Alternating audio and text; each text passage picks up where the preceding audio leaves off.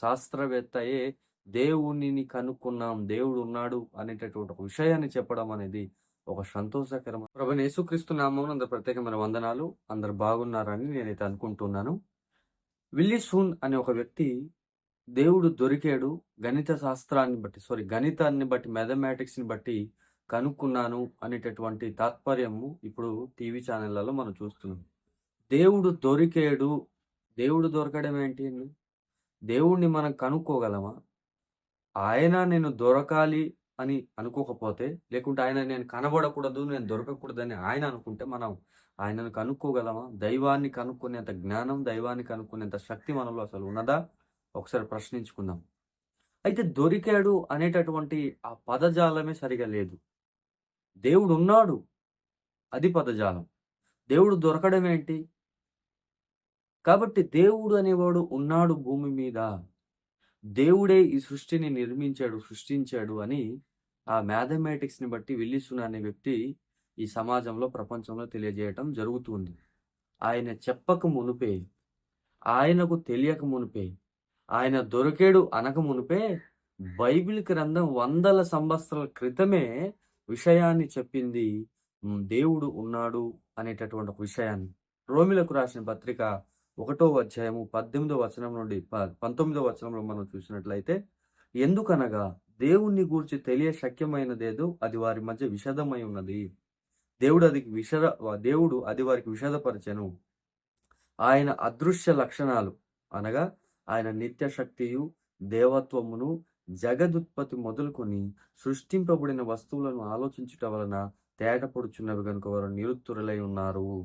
ఇక్కడ దేవుని లక్షణాలు, దేవుడు ఉన్నాడు అనటానికి కొన్ని వస్తువులను చూచినప్పుడు, ఈ భూమి మీద ఉన్నటువంటి తన శక్తిని చూసినప్పుడు, దైవత్వాన్ని చూసినప్పుడు మనకు దేవుడు ఉన్నాడు అని ఆల్రెడీ ఇది మనకు తెలియజేయటం జరిగింది అని దేవుని వాక్యం మనకు తెలియజేస్తోంది. కావున వీటి ద్వారా మనకు దేవుడు ఉన్నాడు. ఈరోజు విల్లీసూన్ కూడా అదే చెప్తున్నారు. ఆయన కూడా శక్తి భూమి మీద ఉంది. ఆ శక్తి లేకుండా దిది అంత క్రమంగా, అంత సిస్టమేటిక్‌గా ఎలా ముందుకెళ్తది అని ఆయన వాదన. ఒక మనిషి తింటే పని చేయగలం. ఒక మనిషి తిన్న తర్వాత మనిషి మెదడు పనిచేస్తుంది. మనం ఎలా సిస్టమేటిక్‌గా ఎళ్తున్నాం?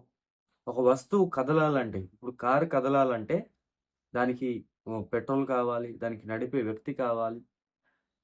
అంతేగాని ఉట్టి పుణ్యానికి కదలడం అనేది దాని లోపల సెట్టింగ్ చేసే వ్యక్తి ఉండాలి. ఒకవేళ ఉట్టి పుణ్యానికి కదలాలన్నా ఆ సెట్టింగ్ చేసే వ్యక్తి ఉండాలి.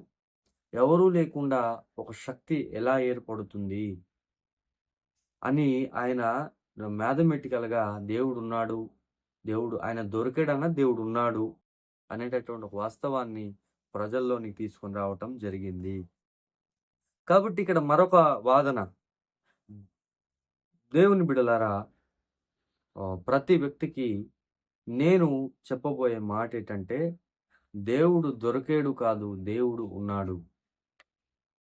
దేవుడు ఉన్నాడు అనడానికి మనం దేన్ని చూస్తున్నాం, దేన్ని చూస్తే దేవుడు ఉన్నాడు అని తెలుస్తుంది అంటే, ఈ భూమి మీద సృష్టింపబడిన కొన్ని వస్తువులను చూసినప్పుడు, ఈ భూమి మీద ఉన్నటువంటి శక్తి ఏదైతే సిస్టమేటిక్‌గా నడిపిస్తుందో ఆ శక్తిని చూసినప్పుడు మనకు దేవుడు ఉన్నాడు అనేటటువంటి ఒక క్లారిటీ వస్తుంది. శాస్త్రీయంగా ఒక శాస్త్రవేత్తయే దేవునిని కనుక్కున్నాం, దేవుడు ఉన్నాడు అనేటటువంటి ఒక విషయాన్ని చెప్పడం అనేది ఒక సంతోషకరమైన విషయమని తెలియజేస్తూ, ప్రభు పేరట ఈ మాటలను ముగిస్తూ